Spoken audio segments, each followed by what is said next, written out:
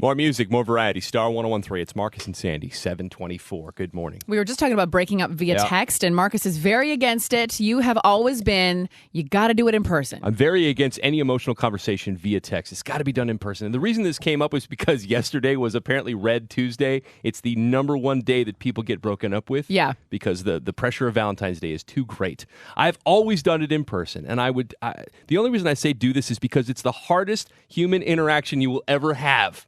But the more you do it, the easier it gets. It really does. And imagine you're that other person getting broken up with. Do you really want to get broken up with on text?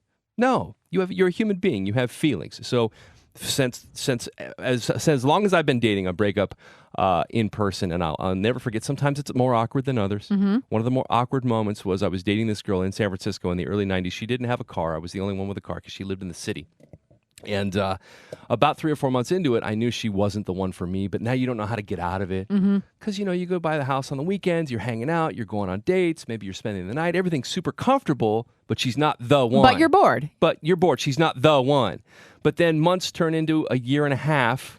Well, why did you do that? Because I was a wuss. I couldn't man up.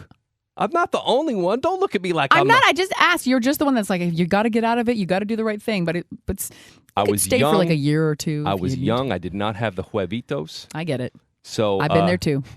So I always pick the moment where I can break up with her and then we don't have to talk anymore. So I was taking her to the Transbay Terminal. She was taking a Greyhound to LA. Oh, man, that's even worse. And as she's getting out of the car, I say the words, "Listen, I don't think we should see each other anymore. This isn't working."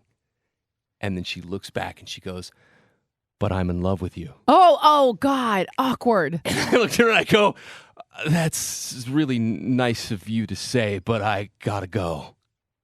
And she got out of the car and that was it.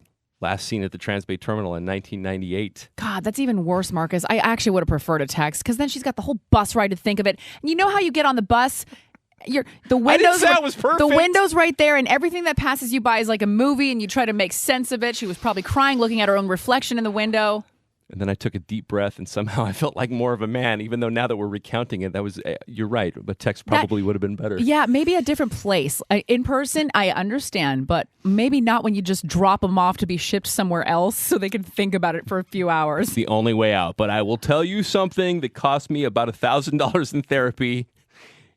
You have to man up. If you're out there in a relation, and I'm speaking to dudes because I'm a dude. Listen, if you're in a relationship that you don't want to be in, life is too short. You never know what's going to happen. That other person on the other end of the line, also a human being, man up, break it off.